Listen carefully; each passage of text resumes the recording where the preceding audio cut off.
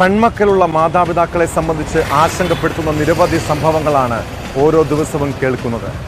സ്കൂളിലും പോകുന്ന വഴികളിലും കഴുകനെ പോലെ ഒളിഞ്ഞും തെളിഞ്ഞും ആക്രമിക്കാൻ കാത്തിരിക്കുന്നവരുണ്ട്.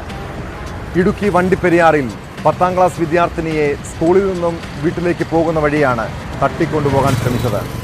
പെൺകുട്ടിയെ ഓട്ടോറിക്ഷയിൽ വലിച്ചു കയറ്റി ഉപദ്രവിക്കാൻ ശ്രമിച്ച കേസിൽ പ്രതിയെയും സഹായിയായ ഓട്ടോറിക്ഷ ഡ്രൈവറെയും വണ്ടിപ്പെരിയാർ പോലീസ് അറസ്റ്റ് ചെയ്തു.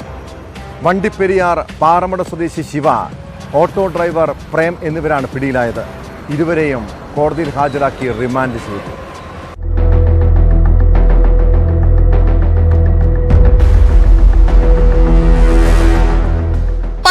വിദ്യാർത്ഥിനിയെ ഓട്ടോറിക്ഷയിൽ കയറ്റി ഉപദ്രവിക്കാൻ ശ്രമിച്ചുവെന്ന കേസിലാണ് വണ്ടിപ്പെരിയാർ പാറമട സ്വദേശി ശിവയെയും ഓട്ടോറിക്ഷ ഡ്രൈവറെയും പോലീസ് പിടികൂടിയത്.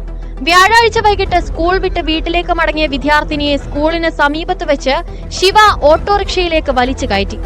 തുടർന്ന് വണ്ടിപ്പെരിയാർ പാറമടയ്ക്ക് സമീപം എത്തിയപ്പോൾ ദേഹോപദ്രവം ഏൽപ്പിച്ചതായാണ് കുട്ടിയുടെ മൊഴി.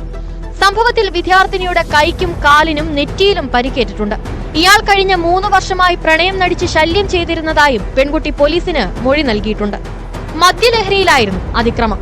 സംഭവം കണ്ട മറ്റു കുട്ടികളും സ്കൂൾ അധികൃതരും ചേർന്ന് നൽകിയ പരാതിയെ തുടർന്നാണ് പ്രതിയെ കസ്റ്റഡിയിലെടുത്തത്.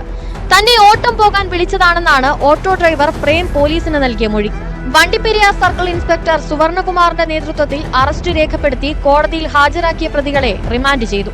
പ്രതികൾ സഞ്ചരിച്ച ഓട്ടോറിക്ഷയും കസ്റ്റഡിയിലെടുത്തിട്ടുണ്ട്.